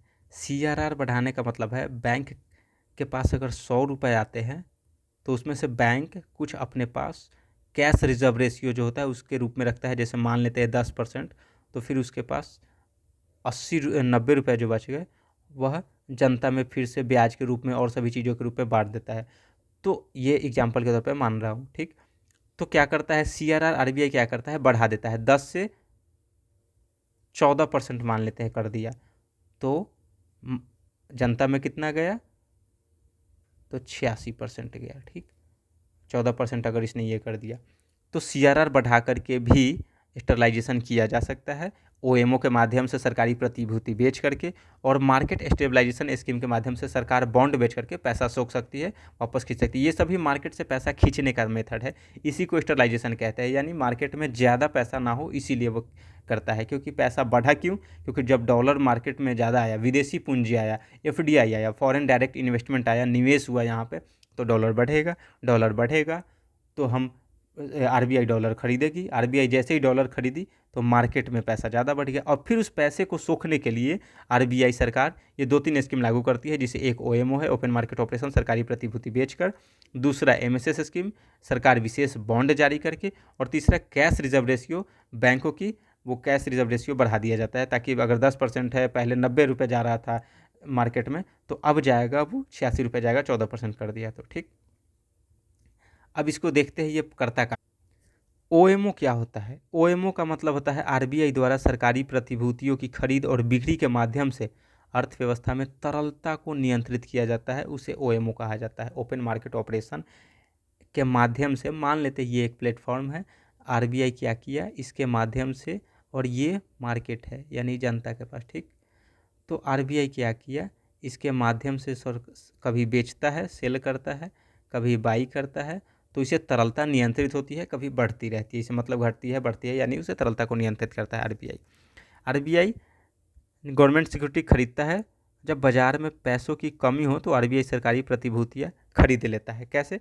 यदि बाजार में पैसे की कमी हो तो आरबीआई जब सिक्योरिटी खरीदेगा तो मार्केट में वो पैसा चला जाएगा, क्योंकि सिक्योरिटी खरीदा उसके बदले पैसा दिया तो मार्केट में पैसा चला गया, तो पैसा अर्थव्यवस्था में आता है तो तरलता बढ़ती है, ठीक। उसी देख आरबीआई बेचता है गवर्नमेंट सिक्योरिटी, जब बाजार में तरलता ज़्यादा हो तो आरबीआई क्या करेगा, गवर्नमेंट सिक्योरिटी बेचेगा, तो लोग जो खरीदेंगे तो पैसा जो है बाहर निकलता है, तरलता घटती है, पैसा आरबीआई के पास आ जाता है। उदाहरण, जैसे अगर अर्थव्यवस्था में बहुत पैसा घूम रहा है, महंगाई बढ़ रही है, तो आरबीआई सरकारी बॉन्ड बेचेगा, लोग बॉन्ड खरीदेंगे, आरबीआई के पास पैसा आता है, बाजार से नकदी निकलती है, इन्फ्लेशन कम हो जाता है। मुद्रा आपूर्ति और ब्याज दरों को नियंत्रित करना इसका उद्देश्य है आरबीआई का। ये मॉनेटरी पॉलिसी से मुद्रा आपूर्ति और ब्याज दरों को नियंत्रित करना, मुद्रास्फीति को संतुलित करना, बैंकिंग प्रणाली में पर्याप्त तरलता बनाए रखना। अब इससे रिलेटेड स्कीम क्या है? एमएसएस हमने पढ़ा ही, सरकार जो बॉन्ड बेचती है या तो उससे तरलता सोखती है। फिर LF, liquidity adjustment facility, repo और रिवर्स रेपो, ये सभी आप इकोनॉमिक्स में पढ़ोगे, ठीक है। अब नेक्स्ट क्वेश्चन पे हम आते हैं। 26 नंबर क्वेश्चन क्या है?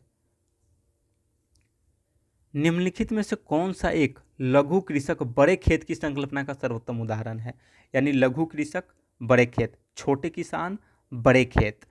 अब इसको हम जैसे मान लेते हैं बहुत सारे छोटे किसान हैं, ये अलग अलग इनका खेत है, अगर ये सभी मिल जाएंगे तो एक इतना बड़ा खेत हो जाएगा। तो यही कह रहा है कि लघु कृषक, बड़े खेत, इसे हम सहकारी कृषि या सामूहिक कृषि भी कहते हैं, जो समूह में खेती किया जाता है कि पहले एक किसान इतने खेत थे, दूसरे के पास इतने, तीसरे के पास इतने, चौथे इतने, पांचवें इतने। अब ये सभी मिल जाएंगे तो एक साथ तो इतने खेत हो गए, एक साथ में ये बढ़ गए, तो इसे कहते हैं सहकारी कृषि या लघु कृषक बड़े खेत, या सामूहिक कृषि, या छोटे किसान बड़े खेत करते हैं। अब इसका कह रहा है, इसका मीनिंग बताइए, सर्वोत्तम वर्णन क्या है इसका, ठीक।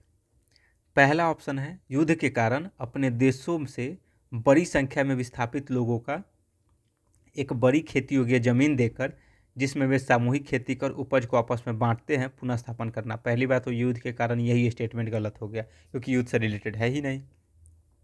बी ऑप्शन कह रहा है, किसी क्षेत्र के अनेक सीमांत कृषक, सीमांत मतलब छोटे, मार्जिनल फार्मर, लघु कृषक, अपने आप को समूहों में व्यवस्थित कर चुनिंदा कृषि संक्रियाओं में समकालन और संगत, यानी चुनिंदा कृषि संक्रियाओं में समकालन और संगत, यानी सिंक्रोनाइज और हार्मोनी, यानी एक साथ हम मिल करके भाईचारा के साथ लाते हैं, ठीक है, ये कह रहा है।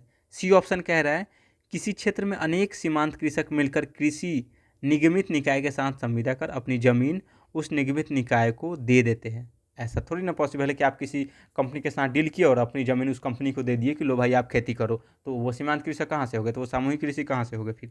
डी ऑप्शन में कह रहा है, कोई कंपनी किसी क्षेत्र के कुछ संख्या में लघु कृषकों को ऋण, तकनीकी जानकारियाँ और सामग्री की निविष्टियाँ प्रदान करता है। निविष्टियाँ मतलब इनपुट्स, मटेरियल इनपुट्स प्रदान करता है, ताकि वे कंपनी की विनिर्माण प्रक्रिया और वाणिज्यिक उत्पादन के लिए उसकी ज़रूरत के कृषि पण्य का उत्पादन कर सके। ऐसा कभी नहीं होगा, कभी नहीं। क्यों? क्योंकि कंपनी का नियंत्रण हो जाएगा फिर उस ज़मीन पे।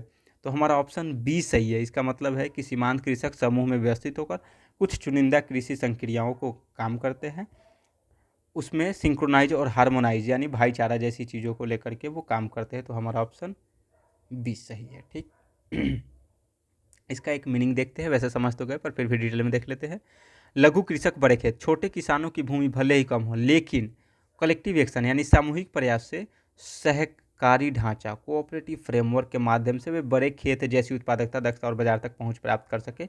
इसीलिए सहकारी कृषि या सामूहिक कृषि। इससे बेनिफिट क्या होता है, ये मेंस की टॉपिक में आ जाएगा। चैलेंजेस कि किसानों में आपसी विश्वास की कमी जो होता है, ये होता है इसकी चैलेंजेज है। संस्थागत समर्थन की कमी होती है। भूमि स्वामित्व विवाद होता है कि भाई आपसी विश्वास की कमी है, पता चला ट्रस्ट ही नहीं हो रहा है कि फिर वो उसका छोटा ज़मीन है, मेरा उससे बड़ा है, तो मुझे ज़्यादा इनकम चाहिए, उसे कम चाहिए। संस्थागत समर्थन यानी कोई उसको प्रमोशन नहीं कर रहा है, मोनेटाइज नहीं कर रहा है। भूमि स्वामित्व विवाद होता है इस पे। अब बाजार व मूल्य स्थिरता, कभी कभी प्राइस, अगर जिसने वो फसल उपजाया अब उसकी प्राइस कम हो तो उससे फिर स्थिर अस्थिरता आती है। ग्रामीण क्षेत्रों में सामूहिक निर्णय की क्षमता की कमी होती है, ये तो नेचुरल सी बात है। लाभ क्या है, मशीनरी का साझा उपयोग, लागत घटेगी, बात सही है। सामूहिक विपणन, बेहतर मूल्य मिलेगा, यानी सभी मिल करके अगर मार्केट में बेचेंगे तो एक प्राइस फिक्स रहेगा तो मूल्य बेहतर मिलेगा। तकनीकी सलाह तक पहुंच होगा, उत्पादकता बढ़ेगी। फसल विविधीकरण संभव होगा क्योंकि बड़े खेत है तो उसमें अलग अलग फसल उपजा सकते हैं। जोखिम साझा से स्थिरता आएगी, यानी अगर जोखिम हुआ तो एक लोगों को ना होकर के सभी लोगों को होगा, उसमें थोड़े थोड़े में बांट लेंगे तो उससे जो है स्थिरता आएगी। ठीक, अब देखते हैं इसका एग्जाम्पल। महाराष्ट्र व गुजरात के एफएफओ मॉडल यानी फार्मर प्रोडक्शन ऑर्गेनाइजेशन, जहां सैकड़ों छोटे किसान मिलकर जो है कपास, फल, सब्जियों का सामूहिक उत्पादन और विपणन करते हैं। अब देखिए अमूल मॉडल, डेयरी क्षेत्र में लघु उत्पादक बड़ा उत्पादन, यानी छोटे छोटे डेयरी वो प्रोडक्ट मिल करके और बड़ा उत्पादन करते हैं। ठीक, नेक्स्ट क्वेश्चन हम देखते हैं क्या है हमारा। निम्नलिखित कथनों पर विचार कीजिए। भारत सरकार काले तिल यानी नाइजर, जिसको साइंटिफिक नेम है गुइजोटिया एबिसिनिका, के बीजों के लिए न्यूनतम समर्थन मूल्य यानी एमएसपी कीमत उपलब्ध कराती है काले तिल के लिए। ठीक, काले तिल की खेती खरीफ की फसल के रूप में की जाती है। ठीक, भारत में कुछ जनजातीय लोग काले तिल के बीजों को काले तिल के बीजों का तेल भोजन पकाने के लिए प्रयोग किया जाता है। तो इसमें सभी तीन सही है। क्यों, क्योंकि काले तिल पे एमएसपी मिलती है, यह खरीफ की फसल भी है, और भारत में कुछ ऐसे जनजातीय लोग अवश्य होंगे जो कुछ ना कुछ होंगे ही जो काले तिल का उपयोग जो है भोजन पकाने के लिए उसके तेल का उपयोग करते हैं। ठीक, अब इसके बारे में थोड़ा देखते हैं हम। ठीक है, नाइजर गुइजोटिया एबिसिनिका एक तिलहनी फसल है जो भारत में मुख्य रूप से खरीफ के मौसम में उगाई जाती है। इसे राम तिल या कराला के नाम से भी जाना जाता है। नाइजर के बीज में उच्च तेल सामग्री यानी 37 से 47% और प्रोटीन सामग्री 18 से 24% होती है। तेल का उपयोग खाना पकाने, इत्र बनाने के लिए भी किया जाता है। तिल के तेल का उपयोग, बीज जो है खली का उपयोग पशुओं के चारे और खाद के रूप में किया जाता है। नाइजर सीड ऑयल यानी नाइजर तिल तेल का जो है सेवन कुछ आदिवासी लोग मसाले के रूप में भी करते हैं। भारत सरकार नाइजर के लिए एमएसपी प्रदान करती है, अतः कथन 1 2 3 दोनों सही है। नाइजर जो है दोमट मिट्टी से लेकर रेतीली दोमट मिट्टी तक विभिन्न प्रकार की मिट्टी पर उग सकता है, जब तक कि वे अच्छी तरह से जल निकासी वाली हो। यह मामूली क्षारीयता और लवणता को सहन कर सकता है। भारत में प्रमुख नाइजर उत्पादक राज्य में एमपी, ओडिशा, महाराष्ट्र, कर्नाटक, गुजरात और झारखंड है। ठीक, अब इसके बारे में हम देख लेते हैं थोड़ा। सामान्य नाम काला तिल या राम तिल या नाइजर कहते हैं इसे। वैज्ञानिक नाम गुइजोटिया एबिसिनिका। परिवार जो है एस्टेरेसिया यानी कंपोजेटिया नाम है। उत्पत्ति स्थल इथोपिया में। अच्छा, तिल का उत्पत्ति स्थल कहाँ है, इथोपिया में है। भारत में आगमन, अफ्रीका से भारत में प्राचीन काल में आयोजित। ये क्वेश्चन ध्यान देने योग्य इसीलिए है क्योंकि 2025 के प्री में क्वेश्चन पूछा है, पपीता, अमरूद, अनानास क्या ये सब पुर्तगाली भारत लाए थे। तो इसमें सभी थे कि हाँ पपीता पुर्तगाली लाए थे, अमरूद भी लाए थे और अनानास भी लाए थे। मुख्य उत्पादक राज्य मध्य प्रदेश, महाराष्ट्र, ओडिशा, छत्तीसगढ़, ओडिशा, कर्नाटक, झारखंड, गुजरात है। तापमान 18 से 30 डिग्री सेल्सियस नॉर्मल टेम्परेचर में। वर्षा 600 से 1000 मिलीमीटर। भूमि प्रकार वही दोमट, बलुई दोमट या लाल दोमट। पीएच स्तर 5.5 से 7 पॉइंट, यानी वह क्षारीय सहन कर सकता है पर उसका ज़्यादा अनुकूल होता है। पीएच स्तर अम्लीय होता है और न्यूट्रल में। भूमि स्थिति सूखा सहिष्णु होता है, ड्राउट रेजिस्टेंट होता है। फसल जो है अल्प वर्षा वाले क्षेत्रों में भी उगाई जा सकती है। ठीक है, नेक्स्ट क्वेश्चन है 28 नंबर। निम्नलिखित परिसंपत्तियों में निवेशों पर विचार कीजिए। निवेशों यानी इन्वेस्टमेंट पे। ब्रांड पहचान, माल सूची जिसको इन्वेंट्री कहते हैं इंग्लिश में, यानी इसको ब्रांड रिकॉग्निशन। बौद्धिक संपदा इंटेलेक्चुअल प्रॉपर्टी। ग्राहकों की डाक सूची यानी मेलिंग लिस्ट ऑफ क्लाइंट्स। ठीक है, उपर्युक्त में से कितने अमूर्त निवेश माने जाते हैं यानी इंटैंजिबल। ठीक, अब इसके बारे में हम जानते हैं कि कौन कौन से इंटेंजिबल है और कौन टेंजिबल है और क्या क्या है। ठीक, अब देखते हैं brand recognition, analyse each option. यह जानने से पहले हम जानते हैं कि टेंजिबल और इनटेंजिबल क्या होता है, इसके बारे में थोड़ी डिटेल जान लेते हैं। अब देख, किसी भी देश या संस्था की पूंजी जो है टू टाइप्स की होती है, एक भौतिक या स्पर्शनीय जिसको टेंजिबल कहते हैं, दूसरा अभौतिक या अस्पर्शनीय जिसको इनटेंजिबल कहते हैं, जिसको आप टच नहीं कर सकते हैं। दोनों प्रकार की परिसंपत्तियां आर्थिक उत्पादकता विकास में योगदान देती है, लेकिन उनका स्वरूप अलग अलग होता है। कैसे, देखते हैं।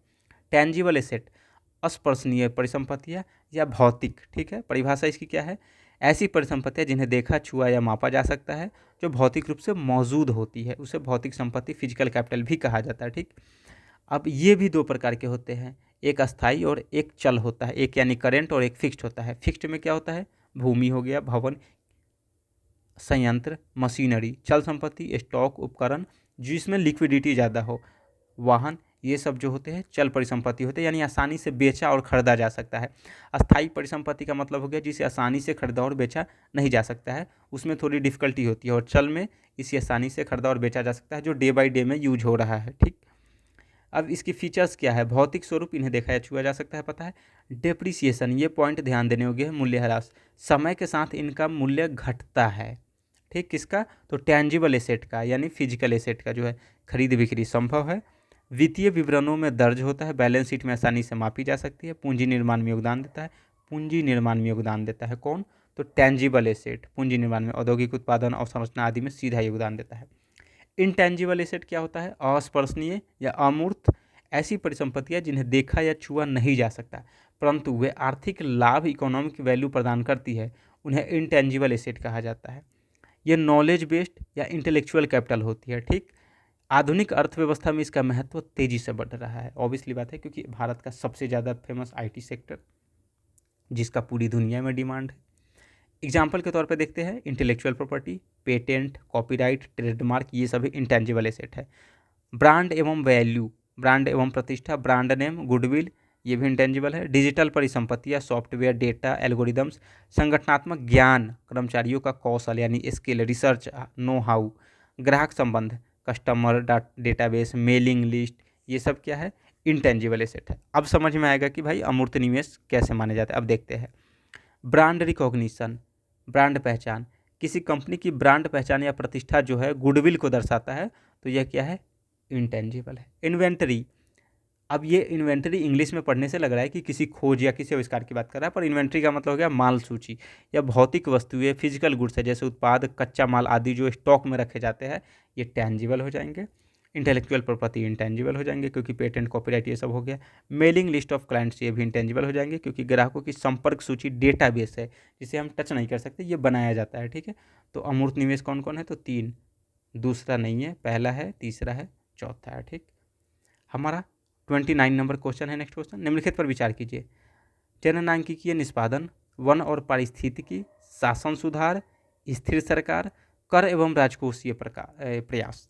कह रहा है समस्तर कर अवक्रमण के लिए 15वें वित्त आयोग, इन सभी की मीनिंग समझेंगे आप, घबराए नहीं। समस्तर कर अवक्रमण के लिए 15वें वित्त आयोग ने उपयुक्त में से कितनों को जनसंख्या, क्षेत्रफल और आय के अंतर के अलावा निकस यानी क्राइटेरिया के रूप में प्रयुक्त किया। देखिए इसकी हिंदी कितनी टफ है, निकस यानी क्राइटेरिया। अब कह रहा है 15th फाइनेंशियल कमीशन जो है समस्त कर अवक्रमण, इसका मीनिंग एक बार देख लेते हैं। हॉरिजॉन्टल टैक्स डिवोल्यूशन होता है, हॉरिजॉन्टल टैक्स डिवोल्यूशन यानी समस्त कर अवक्रमण का मतलब क्या है, केंद्र सरकार द्वारा राज्य सरकारों के बीच टैक्स के पैसों को बांटना, इसी को समस्त कर अवक्रमण कहते हैं। जैसे कोई राज्य पिछड़ा है तो उसे ज़्यादा पैसा मिल सकता है, और कोई ज़्यादा पिछड़ा नहीं है, कम पिछड़ा है, तो उसे कम पैसा मिल सकता है। ये बंटवारा कुछ मानदंडों के आधार पर होता है, क्राइटेरिया, जो वहाँ निकस शब्द यूज किया है, जैसे जनसंख्या के आधार पर, क्षेत्रफल के आधार पर, कर प्रयास के आधार पर, टैक्स एफर्ट के आधार पर। तो वही कह रहा है कि 15th फाइनेंस कमीशन जो है वो हॉरिजॉन्टल टैक्स डिवीज़न किया है, तो उसमें जनसंख्या भी है, क्षेत्रफल और आय के अलावा इसमें से और कौन कौन शामिल है, तो देखते हैं। प्रश्न में दिए गए शब्दों की हम समझते हैं। जनसांख्यिकीय प्रदर्शन, डेमोग्राफिक परफॉर्मेंस, ठीक, उसको हम यहाँ देखते हैं। 15वां वित्त आयोग और क्षैतिज कर हस्तांतरण, जिसको समस्तर कर अवक्रमण कहते हैं, उसको क्षैतिज कर हस्तांतरण भी कहते हैं, हॉरिजॉन्टल टैक्स डिवोल्यूशन। ठीक है, 15वें वित्त आयोग ने क्षैतिज कर हस्तांतरण यानी हॉरिजॉन्टल टैक्स डिवोल्यूशन के लिए जनसंख्या, क्षेत्र, आय अंतर के अलावा 3 अतिरिक्त मानदंडों का उपयोग किया, जैसे जनसांख्यिकीय प्रदर्शन।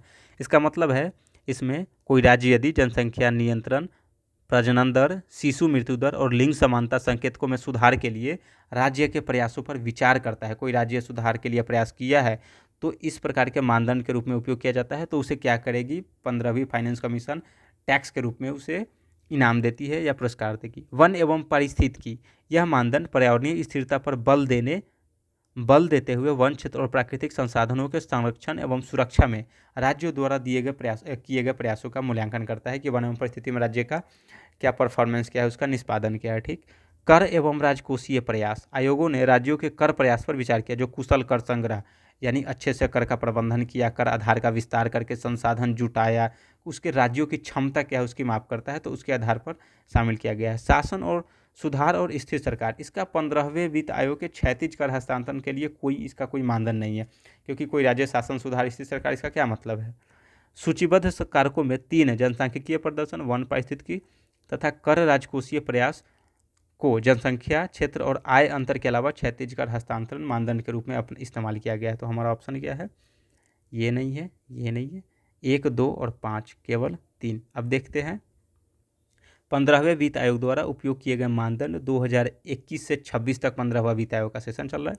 मापदंड, वेटेज, हिंदी में अर्थ एवं व्याख्या। आय दूरी, इनकम डिस्टेंस, यानी यहाँ क्या कह रहा था, जनसंख्या, क्षेत्रफल और आय के अंतर। तो 45% यानी राज्य की प्रति व्यक्ति आय राष्ट्रीय औसत से कितनी दूर है, जितनी अधिक दूरी उतनी जरूरत की फंड उस राज्य को दिया जाएगा। ठीक। जनसंख्या 2011 15% इसको वेटेज दिया जाएगा, वेटेज 45% आय दूरी को दिया गया, 15% जनसंख्या दूरी को। 2011 की जनगणना के अनुसार राज्यों की जनसंख्या नियंत्रण और उसका क्या क्या कैसे हुआ उसके बेस पे एरिया 15%, राज्य का भौगोलिक क्षेत्रफल जिससे वहाँ प्रशासन की लागत आंकी जाती है ताकि उसको पैसे के डिसाइड किया जा सके कि कितना देना है कितना नहीं देना है। फॉरेस्ट एंड इकोलॉजी 10% इसको वेटेज दिया गया है। जिन राज्यों में अधिक वन है उन्हें संरक्षण हेतु प्रोत्साहन देने के लिए अधिक टैक्स या पैसे का बंटवारा किया जाता है। जनसांख्यिकीय प्रदर्शन, डेमोग्राफिक परफॉर्मेंस, जिन राज्यों ने जनसंख्या नियंत्रण में बेहतर प्रदर्शन किया है उससे ज़्यादा प्रोत्साहन दिया जाता है। यही विवाद चल रहा है अभी तमिलनाडु, क्योंकि वहाँ जनसंख्या में गिरावट आई है, आंध्र प्रदेश में, तमिलनाडु और आंध्र प्रदेश में।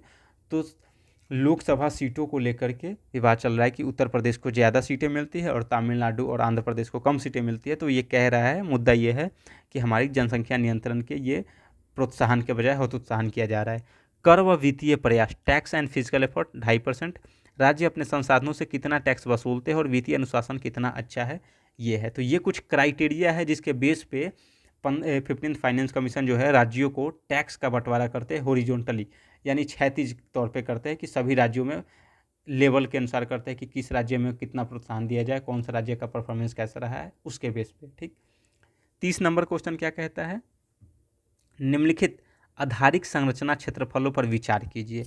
किफ़ायती आवास, सर्वसाधारण द्रुत परिवहन, मास रैपिड ट्रांसपोर्ट और स्वास्थ्य देखभाल, पुनर्नवीकरणीय ऊर्जा। उपरोक्त में से कितने UNOPS आधारिक संरचना और नवाचार में धारणीय निवेश पहल यानी S3I sustainable, 3I investment, infrastructure, innovation, यानी SIII, तो S3I अपने निवेशों के लिए ध्यान केंद्रित करना है। ये थोड़ी टफ क्वेश्चन था क्योंकि ये इंटरनेशनल रिलेशन से पूछ रहा है इकोनॉमिक्स को ऐड करते हुए, तो इसके बारे में देखते हैं।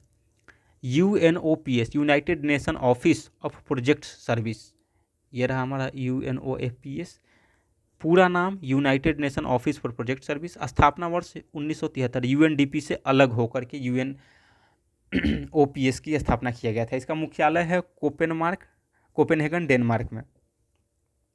संयुक्त राष्ट्र की भूमिका क्या है, UNOPS एक संचालनात्मक अंग है यानी ऑपरेशनल आर्म है जो UN परियोजनाओं को लागू कर। पर्पस क्या है इसका, विकास परियोजनाओं का प्रबंधन, क्रियान्वयन और अस्थायी निवेश, सस्टेनेबल इम्प्लीमेंटेशन सुनिश्चित करना है, यानी ये SDG के लिए ज़्यादा काम कर रहा है। UNOPS एक ऑपरेशनल आर्म है जो UN परियोजनाओं को लागू करता है। ठीक। अब हम देखते हैं इसकी S3 परियोजना। S3 इनिशिएटिव क्या है, sustainable investment, infrastructure and innovation, यानी सस्टेनेबल इन्वेस्टमेंट, सतत निवेश करना है इंफ्रास्ट्रक्चर में और नवाचार में, इनोवेशन में। S3 सस्टेनेबल जो है इन्वेस्टमेंट इन इंफ्रास्ट्रक्चर इनोवेशन एक पहल है UNOPS की, जिसका उद्देश्य है निजी पूंजी यानी प्राइवेट कैपिटल को सतत विकास लक्ष्यों की दिशा में इंफ्रास्ट्रक्चर में निवेश के लिए आकर्षित करना, यानी प्राइवेट कैपिटल को जो है SDG की दिशा में इंफ्रास्ट्रक्चर में निवेश करने के लिए आकर्षित करना है। स्थापना एवं उद्देश्य लॉन्च किया गया था 2018 में UNOPS द्वारा। मेन पर्पस है SDG के अनुरूप सतत अवसंरचना और नवाचार में निवेश को प्रोत्साहित करना। अब मुख्य केंद्र बिंदु क्षेत्र जो है किफ़ायती आवास है, स्वास्थ्य देखभाल है, नवीकरणीय ऊर्जा है, ये नहीं है, ये गलत है। मुख्य सिद्धांत people, planet and prosperity, 3PS। ठीक। अब S3I का प्रमुख फोकस क्षेत्र क्या है? पहला, अफोर्डेबल हाउसिंग, किफ़ायती आवास, यानी गरीबों और मध्यम वर्ग के लिए टिकाऊ, ऊर्जा कुशल और सुलभ आवास परियोजनाएं। SDG 11 क्या कहता है? Sustainable cities and communities, sustainable sites and communities. Renewable energy, पुनर्नवीकरणीय ऊर्जा, सौर, पवन, जल और जैव ऊर्जा परियोजनाएं। SDG 7 affordable and clean energy. Health infrastructure, अस्पताल, स्वास्थ्य सेवा केंद्र, स्वास्थ्य उपकरण और सेवाओं में निवेश। SDG 3 global health and wellbeing. Mass rapid transport, ये नहीं है उसके S3 के इनिशिएटिव में। हरित और कार्बन मुक्त शहरी परिवहन प्रणाली जैसे मेट्रो, BRT, EV सिस्टम, ये नहीं है। तो हमारा ऑप्शन क्या है इसमें? पहला, तीसरा, चौथा, केवल 3। ठीक है। अब हम ये देखते हैं कि क्यों नहीं है। तो आज हमारा इस 30 नंबर क्वेश्चन का लास्ट होता है। आज हमारा टाइमिंग 1 घंटे 10 मिनट हो गए, ज़्यादा हो गए, क्योंकि आज इकोनॉमिक्स की कॉन्सेप्चुअल क्वेश्चन भी थे जिसमें एनालिसिस करने में टाइम लगे हैं। तो अब हम अपनी वीडियो लेक्चर यहीं समाप्त करते हैं और आप सभी इसको अच्छे से देखिए और अपने ऑफिशियल PYQ निकलवाइए खुद से और उसमें नोट डाउन कीजिए ताकि आपको रिवीजन करने में आसान रहे। अगली बार जब आप रिवीजन करें तो उसमें टाइम नहीं लगे और यही PYQ एनालिसिस करने का द बेस्ट तरीका है। देखने के लिए, लास्ट तक बने रहने के लिए बहुत बहुत धन्यवाद।